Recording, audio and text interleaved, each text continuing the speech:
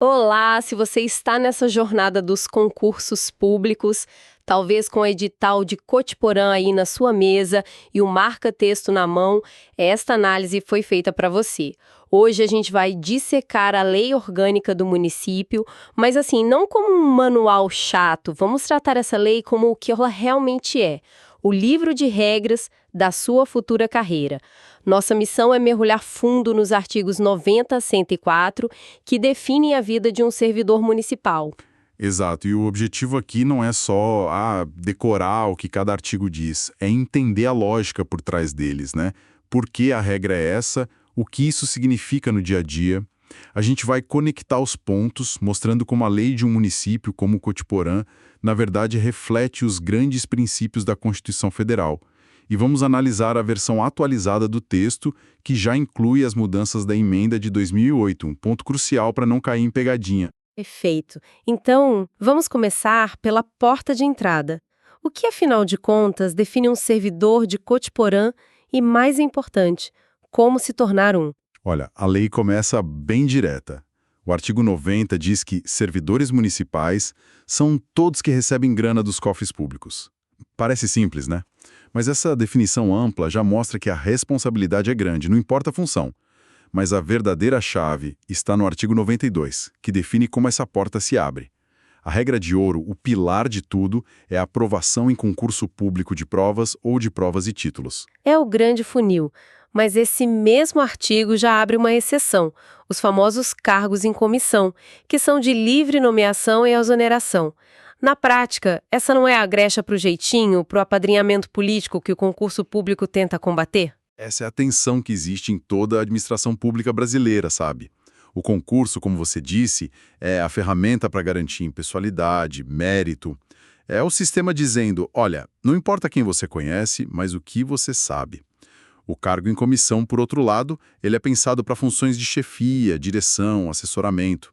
Posições que exigem uma confiança pessoal do gestor, do prefeito, por exemplo. O problema é quando essa exceção vira regra e cargos que deveriam ser técnicos são preenchidos por indicação.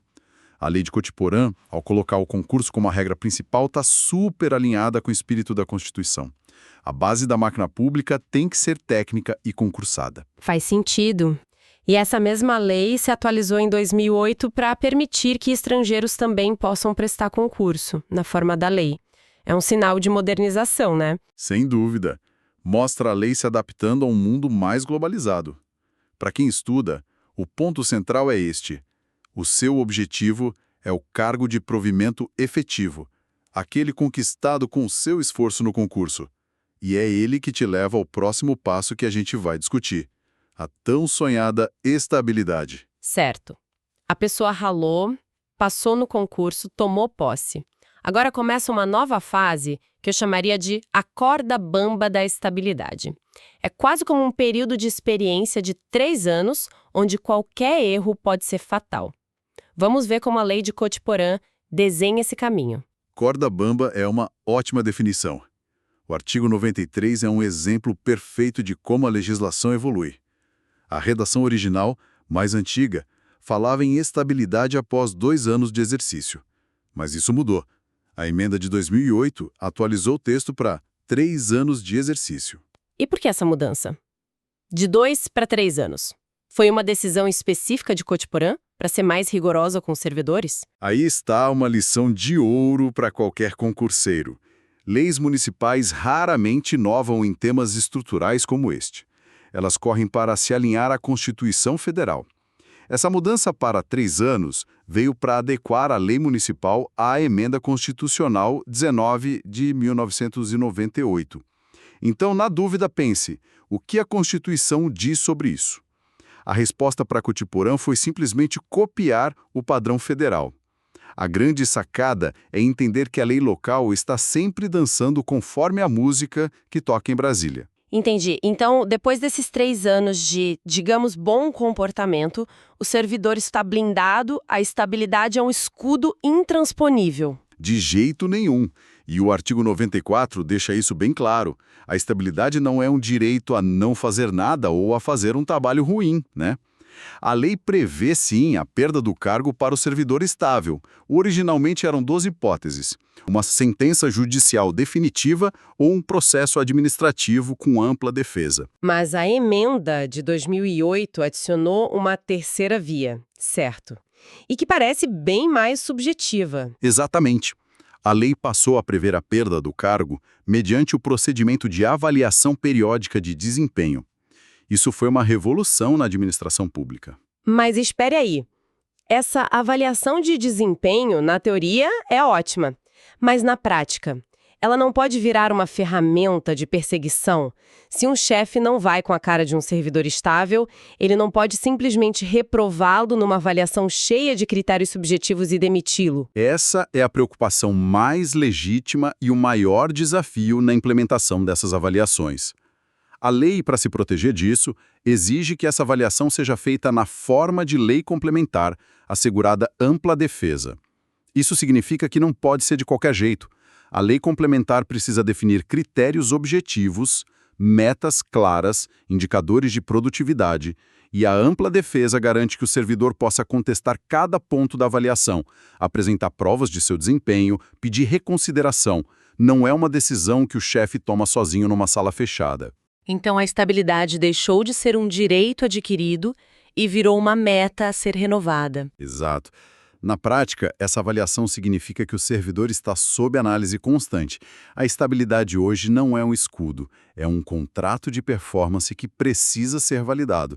Acabou aquela ideia antiga do servidor que passou no concurso e pode encostar. E o mesmo artigo 94 ainda prevê 2 proteções importantes. Se a demissão for considerada ilegal pela Justiça, o servidor é reintegrado ao cargo. E se o cargo dele for extinto, ele não vai para a rua. Fica em disponibilidade, recebendo proporcionalmente até ser reaproveitado em outra função. Ok, já entendemos as regras do jogo dentro da administração. Mas e quando o servidor decide jogar em outro tabuleiro, o da política? A lei precisa ter regras muito claras para evitar conflito de interesses. E é aí que a coisa fica complexa, cheia de detalhes que, imagino, são prato cheio para as provas. Com certeza. O artigo 96 é um clássico de concursos. Ele desenha o que acontece com o servidor que é eleito para um cargo político. A regra geral depende do cargo. Se o mandato for federal, como deputado ou estadual, ele é simplesmente afastado do seu cargo no município. A dedicação em Brasília ou na capital do estado é considerada incompatível. E se ele for eleito prefeito de Cotiporã? A regra é parecida. Afastamento obrigatório do cargo original. Mas aqui surge um detalhe crucial. Uma palavra que pode decidir uma questão de prova. Ele terá a opção de escolher qual remuneração quer receber. A de prefeito ou a do seu cargo de servidor. Atenção, concurseiro. A banca pode dizer que ele receberá de prefeito e a questão estaria errada. A chave é a possibilidade de escolha. Boa dica. E para vereador? É onde a coisa muda, né? É a grande diferença. Para o mandato de vereador, a lei pergunta: há compatibilidade de horários? Se a resposta for sim, o servidor acumula tudo. Ele continua no seu cargo, recebendo seu salário e vantagens, e ainda acumula a remuneração de vereador. Ele vai trabalhar na prefeitura durante o dia e ir para a sessão na Câmara à noite, por exemplo. E se não tiver como conciliar os horários? Aí a regra do prefeito volta a valer. Ele é afastado do cargo de servidor e pode optar pela remuneração. E um ponto final importante sobre isso: durante todo o tempo de afastamento para um mandato eletivo, esse período continua contando para quase todos os efeitos na carreira, como aposentadoria e licenças. A única exceção é a promoção por merecimento. Afinal, não dá para ser promovido por mérito em um cargo que você não está exercendo. Faz tudo sentido. E o artigo 97 só reforça que, para poder concorrer, o servidor precisa se licenciar seguindo os prazos da legislação eleitoral. É um capítulo inteiro da vida do servidor que a lei precisou prever em detalhes. Certo. Agora vamos mergulhar nas regras do dia a dia. Direitos, deveres e, principalmente, as proibições. O que um servidor pode e o que ele não pode fazer em Cotiporã. O artigo 98 é mais genérico. Diz que os direitos serão definidos em lei, mas já garante o acréscimo por tempo de serviço, o famoso quinquênio ou triênio, dependendo da legislação específica.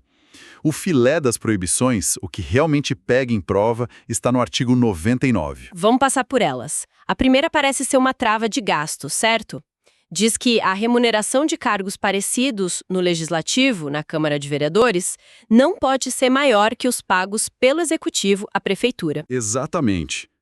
É para evitar que a Câmara crie cargos com super salários e gere uma disparidade. É um princípio de isonomia e responsabilidade fiscal. O inciso seguinte também proíbe a vinculação de salários, aquele famoso efeito cascata, onde o aumento de uma carreira automaticamente gera aumento para outra. Cada carreira tem seu próprio plano. Mas a vedação mais famosa, que todo concurseiro treme na base, é a de acumulação de cargos. A regra é que não pode. Ponto. Mas as exceções são a parte que todo mundo precisa decorar. E aqui vale a pena pegar a caneta e marcar, porque essa lista de exceções é o tipo de coisa que a banca examinadora adora transformar em pegadinha de prova. Eles trocam um detalhe e a questão inteira muda. A lei de Cotiporã, de novo, segue a Constituição. A acumulação é permitida, se houver compatibilidade de horários. Em 3 casos. Vamos a eles então. O primeiro. 2 cargos de professor. Isso é permitido para ampliar a capacidade de ensino. Um professor pode dar aula de manhã, numa escola municipal, e à tarde em outra. O segundo. Um cargo de professor com outro técnico ou científico. Por exemplo, um biólogo que trabalha no setor de meio ambiente da prefeitura, que é um cargo técnico, e também dá aulas de biologia na rede municipal. A ideia é aproveitar o conhecimento técnico dele na sala de aula. E o terceiro caso é o que teve mudança importante em 2008, não é? Precisamente. A redação antiga da lei permitia acumular 2 cargos privativos de médico. Era muito restrito. A emenda de 2008 ampliou isso para 2 cargos ou empregos privativos de profissionais de saúde com profissões regulamentadas. Isso foi o reconhecimento de uma realidade, né? O enfermeiro, o fisioterapeuta ou psicólogo que trabalha no posto de saúde de manhã, muitas vezes, é o mesmo que está no hospital à noite. A lei se adaptou para não inviabilizar o sistema de saúde. É a regra da jornada dupla do profissional da saúde, agora oficializada. Então é uma eficiência de estudo, na verdade. Quem está focado em Cotiporã e entende essas regras, acaba, de quebra, fortalecendo a base para qualquer outro concurso público, já que os princípios são os mesmos. É um estudo 2 em 1. Perfeita colocação. E os artigos finais dessa seção fecham o ciclo de vida do servidor. O SEM estabelece a obrigação do município de ter um regime jurídico único e planos de carreira, para organizar a vida funcional. O 101 diz que a aposentadoria segue as regras da Constituição, o que é óbvio, mas precisa estar escrito. E o artigo 102 trata de um tema espinhoso: a responsabilidade. Se um servidor, dirigindo um carro da prefeitura, bate e causa um prejuízo a alguém, quem paga a conta? Ótima pergunta. O artigo 102 diz que o município responde, ou seja, a prefeitura paga o conserto do carro do cidadão. Mas a história não acaba aí. A lei garante ao município o direito de ação regressiva contra o servidor, se ele agiu com dolo, que é a intenção, ou culpa, que é negligência e imprudência. Traduzindo, a prefeitura paga a vítima, mas depois vai cobrar do servidor que causou o dano por erro próprio. É um equilíbrio. O cidadão não fica no prejuízo, mas o servidor sabe que seus atos têm consequências. E para fechar, os 2 últimos artigos traçam uma linha clara entre a vida profissional e a vida cívica do servidor. Exato. O artigo 103 é um dever, veda a atividade político-partidária no local e no horário de trabalho. O servidor no balcão da repartição é um agente do Estado, não de um partido. Ele deve atender a todos com imparcialidade. Mas, em contrapartida, o artigo 104 garante um direito, o da livre associação sindical. Fora do horário de trabalho, o servidor é um trabalhador com direito de se organizar, de lutar por melhores condições, de fazer greve. A lei separa as coisas de forma muito nítida. Então, depois de toda essa análise, o que a gente pode dizer que é o grande retrato do servidor público de Cotiporã, segundo essa lei? O retrato é o de um profissional cuja carreira é toda mapeada. A jornada começa com a barreira justa do concurso público. Atravessada essa barreira vem o desafio de provar seu valor durante os 3 anos do estágio probatório para alcançar uma estabilidade que, como a gente viu, não é mais um porto seguro absoluto, mas um contrato de desempenho. E no dia a dia, ele tem regras muito claras, principalmente sobre o que não pode fazer, como acumular cargos fora das exceções, que é um tema que o concurseiro tem que ter na ponta da língua. No final das contas, essa seção da lei orgânica é o verdadeiro manual de instruções que vai guiar toda a vida profissional de quem for aprovado. Exatamente. E reforço, entender a lógica por trás de cada uma dessas regras, como elas se conectam com a Constituição Federal, é muito mais eficiente do que a simples decoreba. Estudar a lei de Cotiporã é, no fundo, uma excelente revisão de direito constitucional e administrativo. Para a gente encerrar, então, qual pensamento final você deixaria para quem está nos ouvindo e vai enfrentar essa prova? Bom, a gente viu que a lei evoluiu para incluir a avaliação de desempenho como um critério para a permanência no cargo, quebrando um pouco a ideia de estabilidade total. Ao mesmo tempo, o artigo 104 garante com força o direito à associação sindical, que é uma ferramenta de proteção coletiva dos servidores. Eu deixaria uma reflexão. Como essas duas forças atuam juntas? Será que um sindicato forte pode, na prática, influenciar ou criar contrapesos aos sistemas de avaliação de desempenho individual? Pensar nessa tensão entre a avaliação de performance individual e a organização para a proteção coletiva é um ótimo exercício para entender as complexidades e os equilíbrios de poder dentro da administração pública moderna.